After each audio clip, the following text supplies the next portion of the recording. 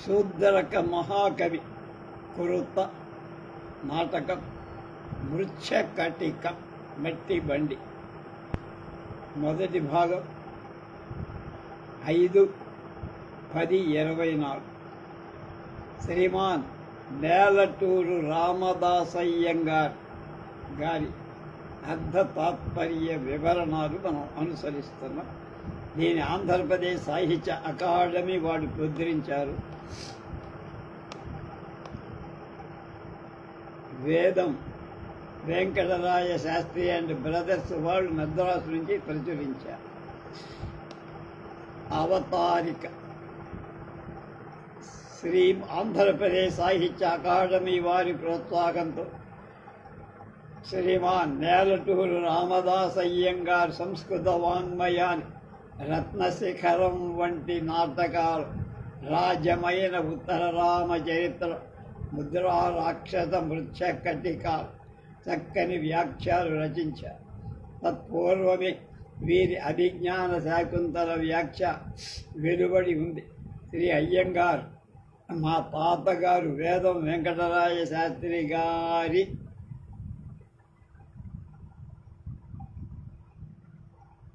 చెన్నపురి క్రైస్తవ కళాశాలలో తర్వాత కొన్ని సంవత్సరాలకు అంతేవాసిగా అంటే శిష్యుడిగా ఉండి సంస్కృత ఆంధ్రాలను, అందులో సంస్కృత నాటక రహస్యాలన్నిటిలో గ్రహించారు.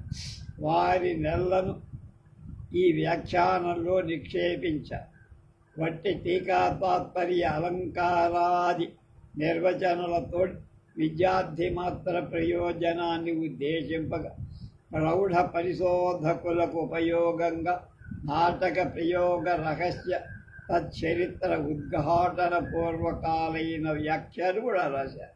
పైగా చరిత్ర ఆచార్యులుగా కనుక చారిత్రక భాగాలను కూడా చక్కగా చర్చించారు. అధిజ్ఞాన శాకుంతల ఉత్తర రామచరిత్ర వ్యాఖ్యానాలలో చాలా భాగం తాతగారి అభిప్రాయాలపైనే ఆధారపడ్డారు. తాతగారంటే వేదం వారు. ముద్రా రాక్షస మృచ్ఛకటికాలలో తమ అమూల్యాభిప్రాయాలు ఇచ్చి ఉన్నారు. ఈ మృచ్ఛకటిక ముద్రణాన్ని శాంతంగా చూసేటువంటి భాగ్యం వారికి దక్కలేదు.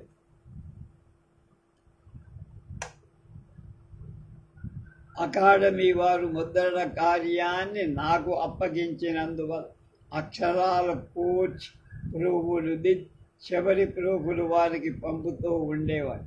అందులో వారేవో తమకు తోచిన మార్పులు చేసేవారు. ఉపోద్ఘాతంలో కూడా ఏదో కొంత మార్పు చేయాలనుకున్నారు. కానీ సగం పైబడిన గ్రంథం చూసి వారు ఆత్మకి ఆకస్మికంగా 86వ ఏట పరమపరించి. ఇందువల్ల నా బాధ్యత ఎక్కువైపోయింది. వారి రచనను అనుసరించి మూలంతో సరిచూసుకొని సాధ్యమైనంత జాగ్రత్తతో ముద్రణలో లోపాలు రాకుండా నా శక్తి కొద్దీ నిర్వహించారు. బాగోగులను సహృదయులే గ్రహించాలి. ఇలాంటి నాటకాలకి వ్యాఖ్యలు రాయించి మహాపండితులను పోషి ఆంధ్రవాణికి మహత్తరమైన సేవ చేస్తుంది. ఆంధ్ర సాహిత్య అకాడమీ వారు ఎంతయు స్తుతి పాత్రుడు. శాస్త్రి మనవడు వేదం వెంకటరాయ శాస్త్రి, అతనికి ఆయన పేరు 16/4/1974 మద్రాసు.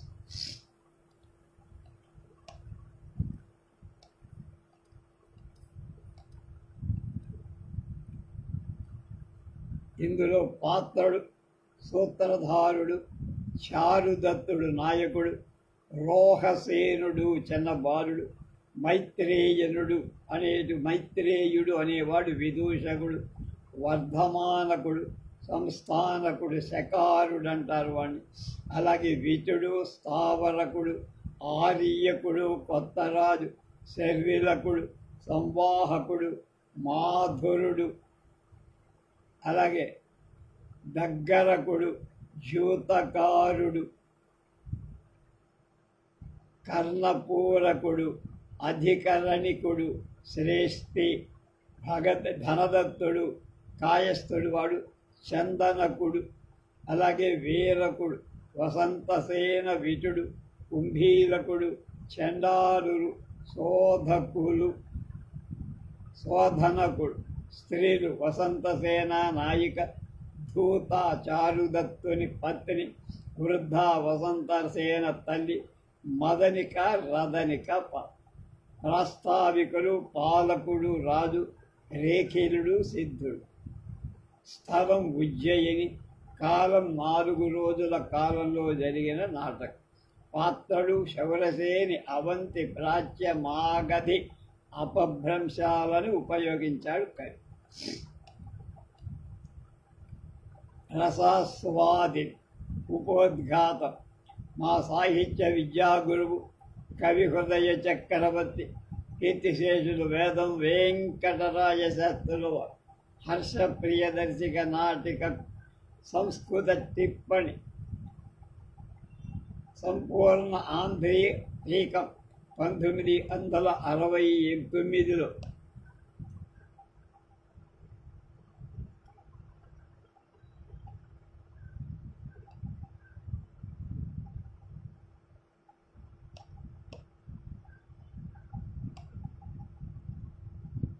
ప్రకటించారు. దాని ముద్రణ పుటలో పై విధంగా మళ్ళా ఇంపుగా 2 సగాలు చేసి అందు పరమభట్టు ఎడమవైపు మూలాన్ని, కుడివైపు వ్యాఖ్యం కూర్చారు. అంతకుముందు ఇది ఒక కొత్త పద్ధతిగా కనపడుతూ పండితుడు శాకుంతలాన్ని పుట క్రింది సగాన్ని తమ సొంత సంస్కృత అనువాదంగా ప్రకటించి దానిని చూసిన శాస్త్రుల వారు ఆ విధంగా తామును సంస్కృత నాటకాలను తెలుగు వ్యాఖ్యాదితో తెలుగు వాళ్ళకై ప్రకటింపాలని మోజుపడ్డారు. అందులో మొదటి ప్రయత్నంగా ఆ ప్రియదర్శిక ప్రకటితమైంది. ఆ రే పండితుని మార్గంలోనే అవలంబించిన శాకుంతలంగానే గజేంద్ర ఘట్కర్ అనే పండితుడు పుట కింద సగం కొంత నూతన సంస్కృత వ్యాఖ్యానం, పై సగంలో ఎడమవైపు సంస్కృత మూలం, కుడివైపు ఆంగ్ల అనువాదాలు ప్రకటించారు. వాళ్ళకి ఆ విధంగా ప్రకటమైంది. అలాగే 1920లో అదంతా 1916లోనే శాస్త్రుల వారు అంటే వేదం వారు వెంకటగిరి మహారాజు గారి తమ ఆర్థిక స్థితి గురించి ఒక జాబు రాస్తూ తెలుగు సేవకై తమ ఉద్యమాలను తెలుపుతూ మన్ముద్రిత గైర్వాణ ప్రియదర్శిక నాటక ముద్ర మార్గంలో సంస్కృత నాటకం తెక్కించిన శాకుంతల మాలతీ మాధవ మహావీర చరిత్రాదులను మూల విరుద్ధార్థముగా ఆంధ్రీకృతలై ఉన్న వానిని వాస్తవార్థ బోధకాలుగా వ్యాఖ్యాన సమేతంగా కర్తృకృత రసయంజన భంజనంగా ప్రకటింపాల్సి ఉన్నది అని వ్రాశారు. అట్లాగే ఘట్కరుల ప్రకటనను కూర్చి అది ఒకటి వచ్చింది అని శిష్యులు వారితో అనగా అన్నియు నాకు కోరికలుగానే ఉండగా వానికి ఇతరులు కార్యరూపం కలిగిస్తున్నారని నిరాశ దుఃఖం కూడా పొందారు. ఇక ఏనుగు వారెక్కడ, దోమనెక్కడ, ఏనుగు ఆయనెక్కడ, దోమన్ నేనెక్కడ, నేను సంతవాసి మాకు కలిగి ఉన్న నువ్వు కూడా ఈ నాటక వ్యాఖ్యా కార్యాన్ని నా మిత్రులైన వారి మనువల చేత ఇంకను అనేక మంది చేత ప్రేరితుడనై శాకుంతలాన్ని రసాస్వాదిని అనే ఒక వ్యాఖ్యను వారి వద్ద నేర్చుకున్న దాన్ని గ్రంథం చేసేవాడినై రచించి ఆయనకే 1957 ఇచ్చా. మిత్రుల మరలను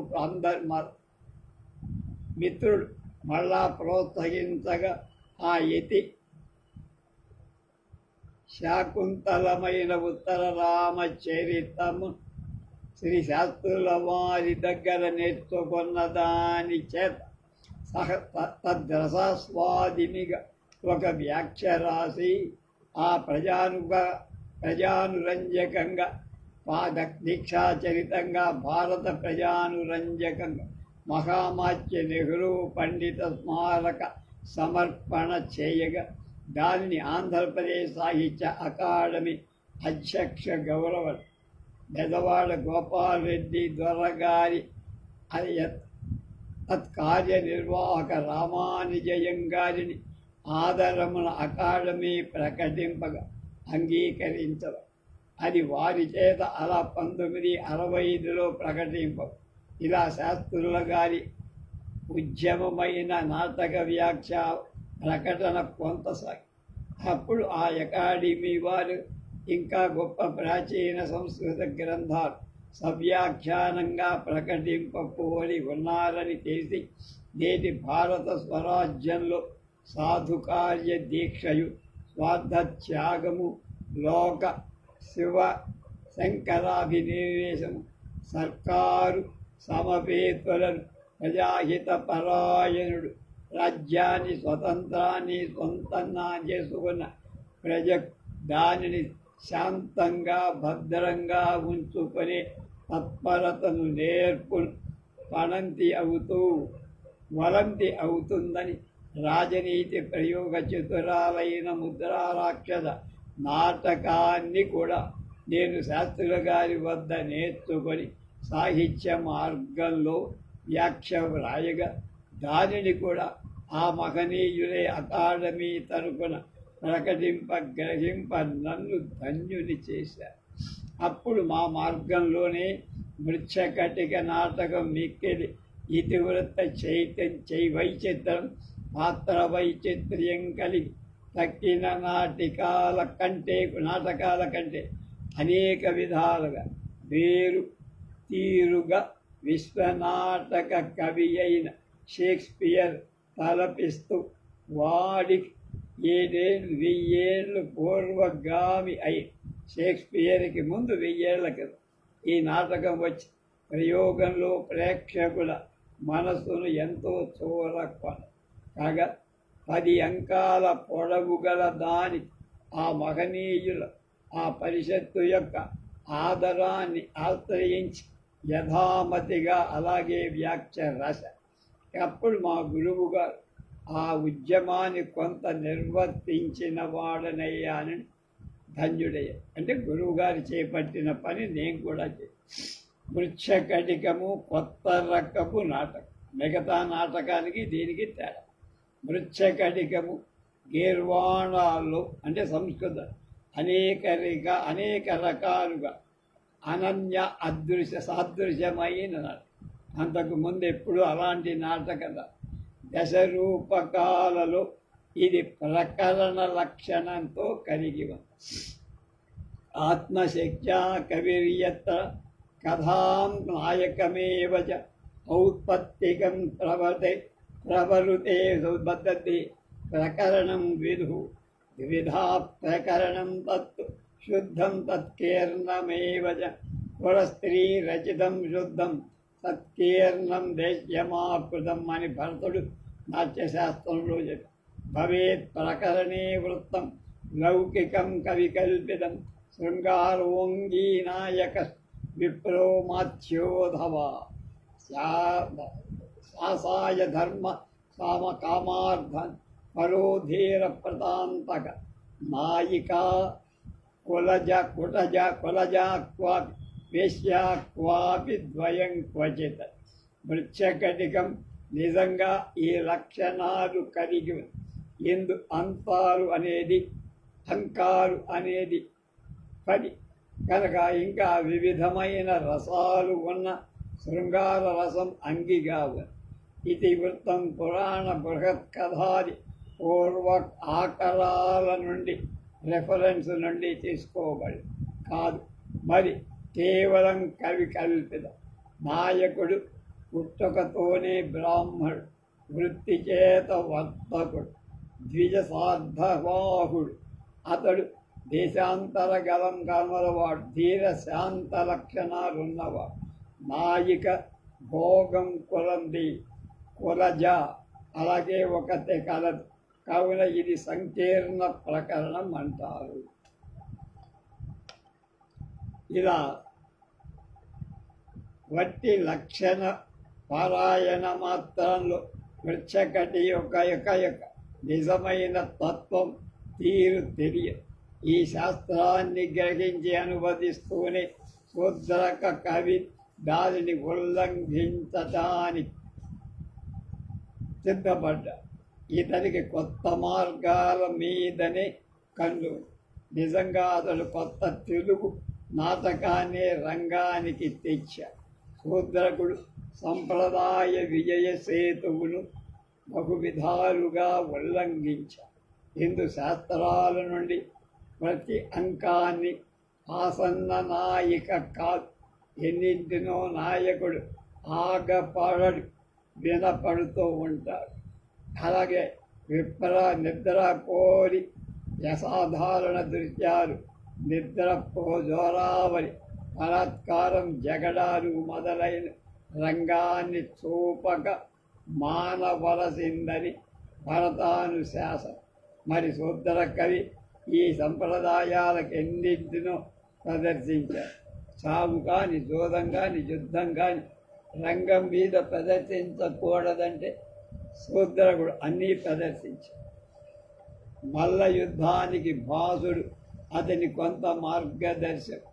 శృంగారంలో ఇందులో నాయకుడు నాయిక రంగాన ఇద్దరు ఒకళ్ళొకడు గాఢ ఆలింగనం కూడా చేసుకో. శాకుంతలంలో ఒక్క అధర చుంబనం మాన్ప కవి ఎంతో నైపుణి చూపించాడు కాళిదాసు. అయినా ఇక్కడ నాయక వేశ్య అవ్వటం చేతి అది కొంత ఘర్షణీయం అవుతుంది, మర్షణీయం, క్షమించతగి. కనుక తన నాటకంలో పేరులో కూడా కొత్త ధనం తీసుకొచ్చాడు. ఏమిటి? నూతన విధ నాటకం.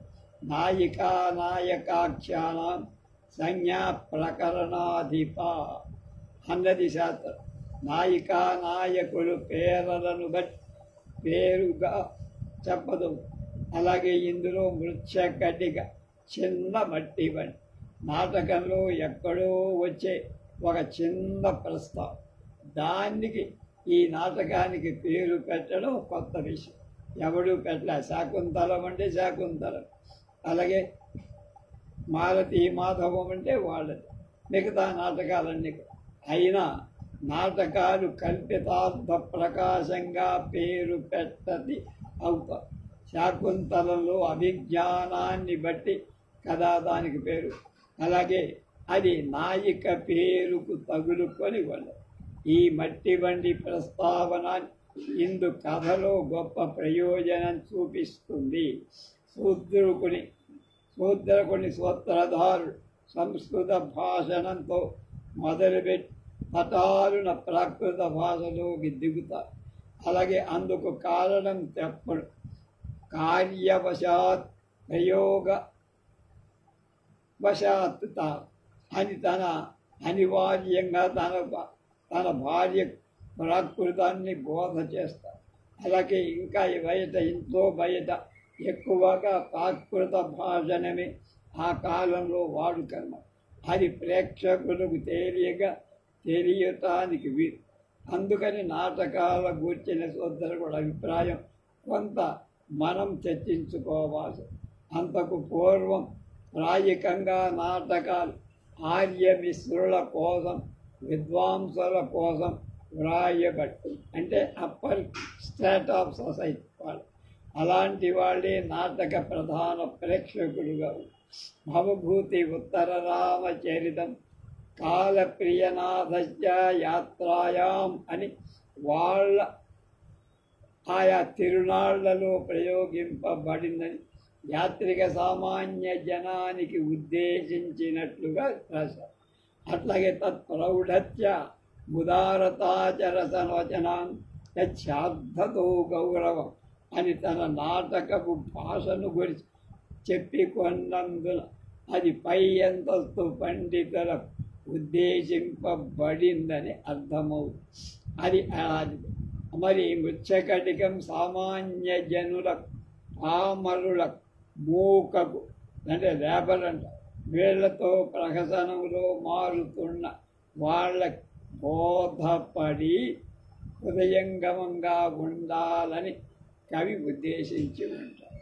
కనుక ఇతని ప్రేక్షకులు దర్శనీయమే అనటం వేరుగా చెప్పారు. అంటే సామాన్య ప్రేక్షకులను ఉద్దేశించి రాశారు. ఇలా నాటకాన్ని మూలానికి అందుబాటు చేయకోరిన ఉద్ధరక కవి ఇందులో కేవలం సర్వనూతన వస్తువులను తీసుకోవడం సరికాదు. అప్పటికే కొంత పేరు కన్న చారుదత్త నాటకాన్ని కొత్త మార్పులు చేర్పులు తీర్పులు ప్రజామోదమైనట్టుగా చేయటం బాగుంది. దానికి తన ప్రజ్ఞ పరుస వేదిని శోకించాలి అనుకున్న అంటే తాకించాలి. అలా ఈ ప్రకరణం రచించి తన అభీష్టాలు. ఇదేమిటి నాటకం కాదు, ప్రకరణం అంటే నాటకంలో ఒక నియమ సేతువును తెంచడం ఎలా తెంచారు. వృచ్చకటికలో వస్తువు కవి కల్పిత లౌకిక వృత్తం. ఇందు నాటక సంప్రదాయ నియం ఉల్లంఘించారు, ధీరం చేశాడు. ఇందు రెండంకాలలో జోదరుల వీధికి జగడమాడి కొట్టుకుంటారు. అలాగే 6వ అంకంలో పోలీస్ అధికారులు వీధిలో ప్రవేశించి సరసాలాడేటువంటి వాడుకొని వాళ్ళతో తన్నుకుంటారు. అలాగే 3వ అంకంలో ఇంటికి కన్నం వేసి లోపలికి దొంగ వెళ్ళి నగలుడు నిద్రిస్తున్న వాళ్ళ చేతి నుండి దొంగలించుకుపో. 8వ అంకంలో ఒక అప్సరసను పోనిది వనిత వసంత తేన తన మధూత కొడితో నిండు ప్రాణాన్ని గొంతు పిసికి చంపబడుతుంది. 9వ అంకంలో ఒక నిరపరాధి అయిన బ్రాహ్మణుడు కొరత వేయబడటానికై రాజమార్గంలో తీసుకొని పోతాడు. కాలచోడికి మనకు గుంపులు కూడా జనం నడవగా చాటింపులతో నడిపించుకొని కత్తితో మెడ నరుకను పూనుకోండి. అలాగే ఒక ప్రతివ్రత చితాగ్ని జ్వాలలో దూకుతుంది. ఇలాంటి దృశ్యాలు నాటక రంగాల్లో ఎన్నో ఉన్నాయి. లోక సామాన్య పాత్రలు చేస్తాం. అలాగే మృచ్చకటికల్లో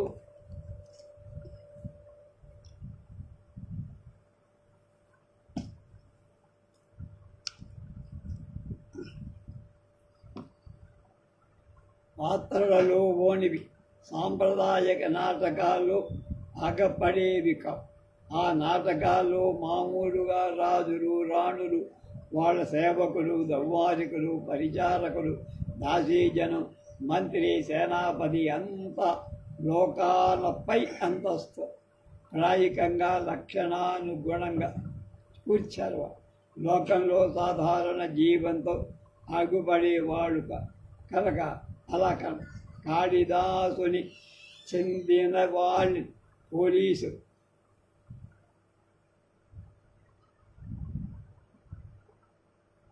పోలినవాడు అరదు కనుక వారడిగిన ఆ కొన్ని నిమిషాల ఆట సామాన్యునికి కనపడక కన్నదాని సంతా కూడా చూస్తాడు కూరుస్తాడు. శూద్రకుడి స్థావరక హేటుడు చాలా కింది తరగతి బానిస అయిన వాడి పరలోక భీతి ఆజ్యవం ఒక నిరపరాధి ప్రాణాన్ని కాపాడటాన్ని తన ప్రాణాలను ఒడ్డి మేడపై నుండి నడివీధిలోకి దూకడు. మదని కానీ భోగంచే పుట్టు బానిస తన వాసానికి ఎంతో కూర్చున్నదైన బజారు తనం మానుకొని ఒక సాహసిక బ్రాహ్మణ యువకుణ్ణి వలిచి వారిని కుండా తన బానిసతనాన్ని వెలయించి పోగొట్టుకొనటానికి సిద్ధమై వాడు వెలకాబడని దొంగలు నగను కన్నపు దొంగ మూలంగా కొని రాగా అది దైవకంగా తన సానిదైన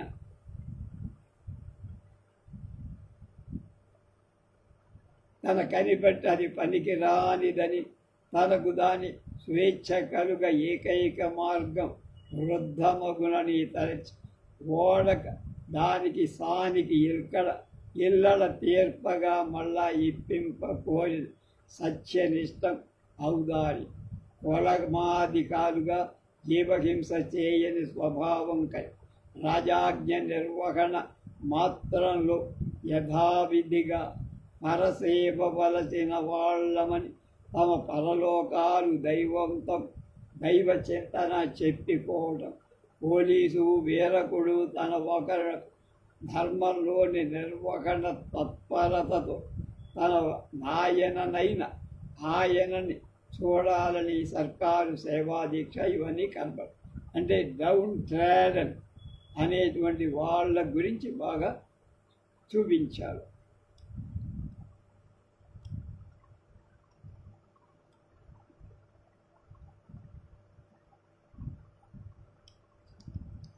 ఇందులో కృత్యాలు అంటే పనులు, అందులో సోదాలు వీటులు, ఒక విలాసిని పరవీధిలో తలముపడటం, మరొకటి ఇంత దూరం తప్పించుకోవడం, జోదగాడిని ఆడటం, జోదం పట్టించుకోవడం, ఇవన్నీ కూడా హాస్య ప్రాచుర్య వైదుర్య. హాస్యం కొంత వాస్తవికత కొంత బాగా కనపడుతుంది, మనం వెళ్ళిన కొద్దీ చూస్తాం.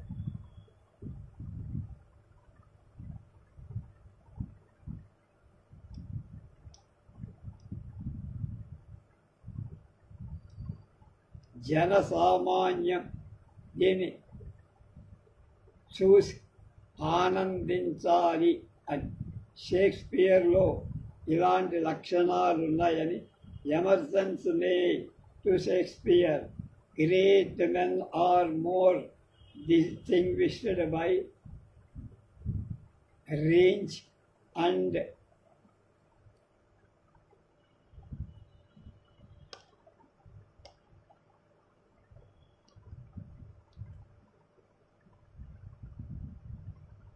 originality. It is one of the common place of criticism that Shakespeare's work are not remarkable for originality of plot and indeed delineation of character with the treatment of incidents as a medium of characterization in primarily what constitutes his supremacy. Variety.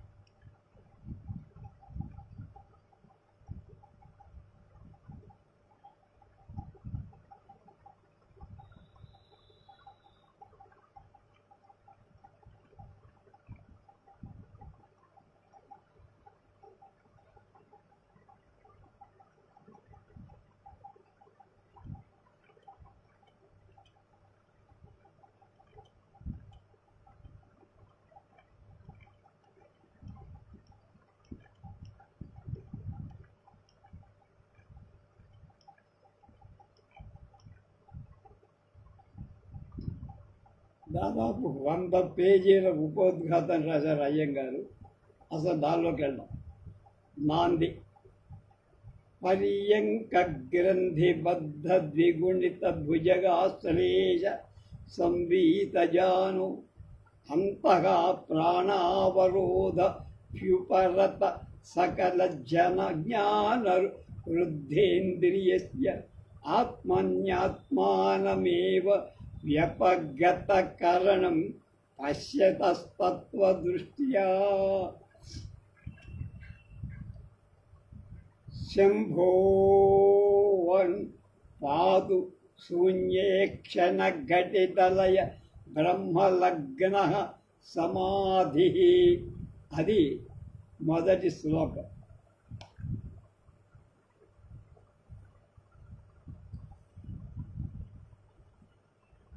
గ్రంథి ముడిలాంటి వీరాసనము యొక్క సడలిమి చేత రెట్టచేతగా సంకల గుండా రానిచ్చిన పాము చేత చుట్టబడిన మోకాలు కలవాడు.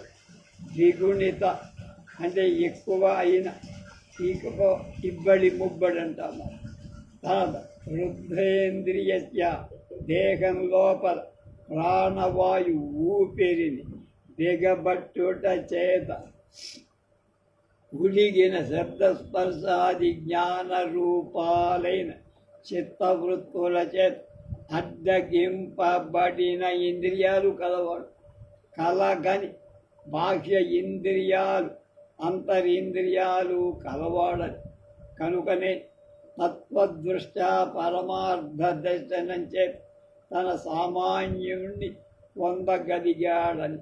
సాక్షాత్కారం పొందటం అనేది వ్యపగత కరణ విశ్రాంతాలై అడగిన బహి అంతఃకరణ వ్యాపారాలు కలుగగా ఆత్మని తనలో ఆత్మానం ఏవ తనకంటే వేరు కాని పరమాత్మ పశ్యత చూస్తున్నవాడు అయిన శంభో కళ్యాణాలకు నిలయమైన శంభుడి యొక్క శివుడి యొక్క మలగ్న దేవి యందు తగులు కొనని చూపుల చేత నిర్వికల్పమైన వాడి చేత కన్నుల ఎరుపు కలవాడి చేత కానీ చూపు లేదు.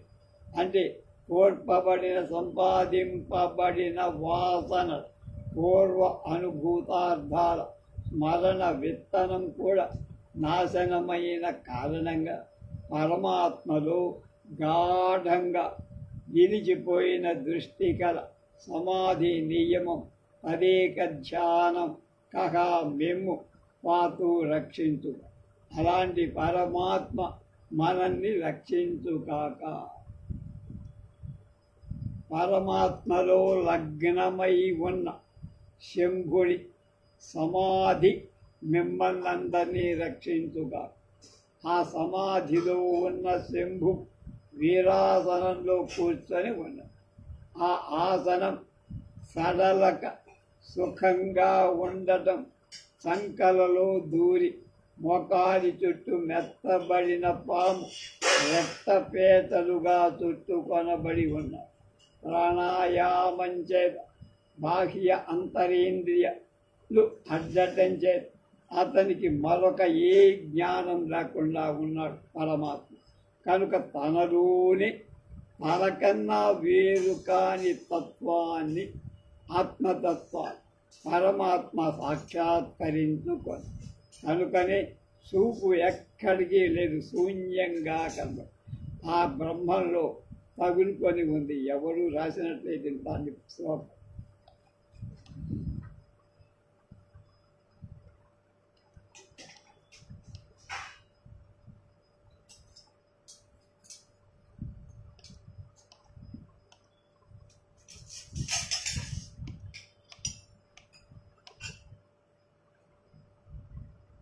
మాతువో నీలకంఠశ్చ కంఠః శ్యామా అంబుదోపమ గౌరీ భుజలతాయత్ర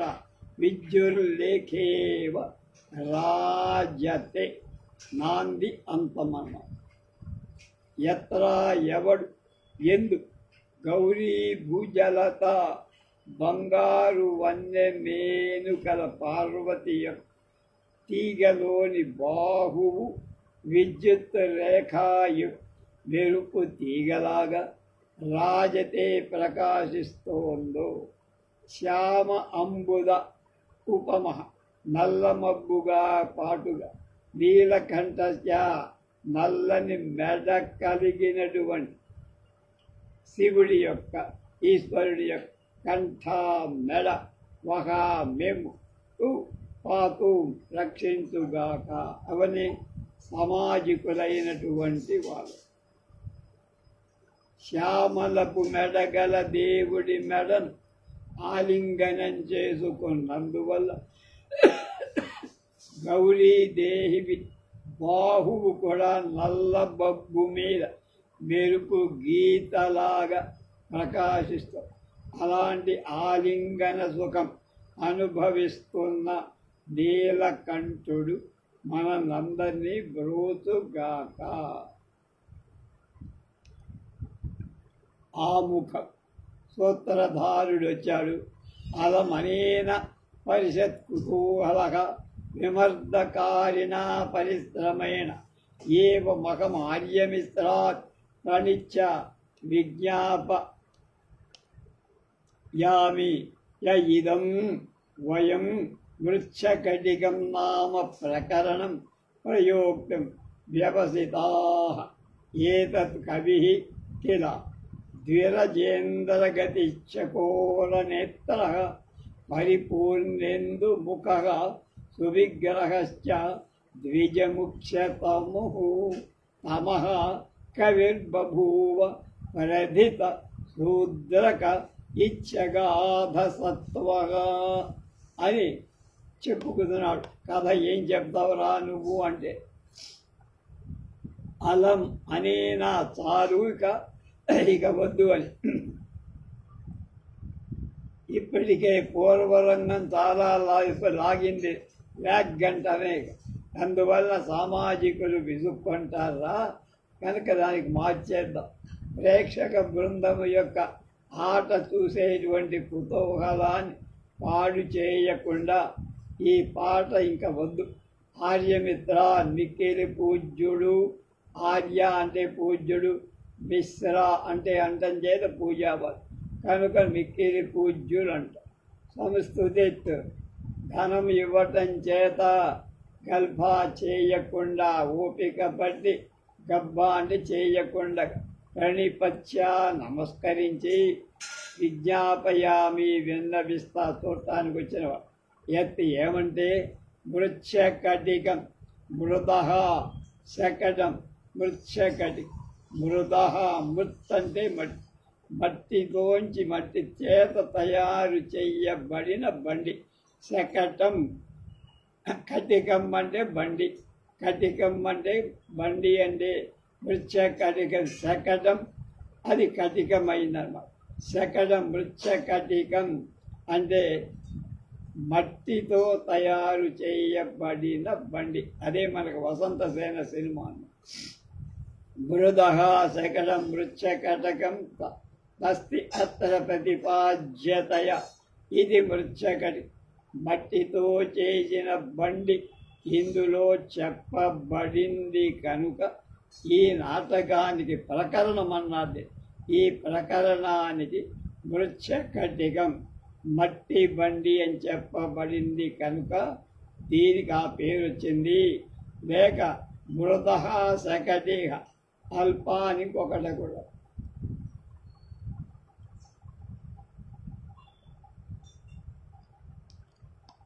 అది దీని పేరయ్యా అని చెప్పారు ప్రకరణం. ఇది 10 తెలుగు రూపకాలలో ఒక రకమైంది. ప్రచురణలో వృత్తం, లౌకికం, కవికల్పికం, శృంగారం, అంగీ, నాయకుడు, విప్రుడు కానీ అమాత్యుడు కానీ, అపాయంతో కూడిన ధర్మార్థ కామాలలో ఆసక్తుడు కానీ ఎవరైనా కావచ్చు. జ్యోతకారుడు, విటుడు వీళ్ళు కూడా కావచ్చు. కనుక ద్విరేంద్ర నగతి గజరాజు నడక సమానమైన నడక కలవాడు, చకోర నేత్ర, చకోరాల వంటి కళ్ళు కలవాడు, అంటే వెన్నెల పురుగులు అంటారు. పరిపూర్ణ ఇందుముఖ, నిండు చంద్రుడితో పాటు చక్కని ముఖం కలవాడు, సువిగ్రహచ, ఒక్కొక్కటి చెప్పనేల సర్వాంగాలలో ద్విజముఖ్యతగా క్షత్రియ శ్రేష్ఠుడైనటువంటి ద్విజాతయ త్రయోవర్ణాన్ ద్విజాతయ అన్నారు కనుక మహాకులీనుడు అవటం అయిన అగాధ సత్వ, అంటే ఇంత అని లోతు తెలియలేని వాడు అయినటువంటి గాంభీర్యశాలి అయిన సత్వగుణం చేత శూద్రక ప్రసరిత, శూద్రకుడనే ప్రసిద్ధుడైన కవి బభువా ఉన్నారబ్బాయి. చకోర, నల్లగా ఉండేటువంటి కళ్ళతో ఆయన ఉన్నారు. మహారాజుకు ఉండాల్సిన మంచి గుణాలన్నీ ఇక్కడికి చెప్పాడు రాజుకి. ఎవరికి చెప్పాడు? శూద్రక మహారాజుకి చెప్పాడు. అలాంటి అతడు గొప్ప కవిగా మారి ఈ నాటకాన్ని రాశారు. తర్వాత మిగతా విషయాలు రేపు తెలుసు.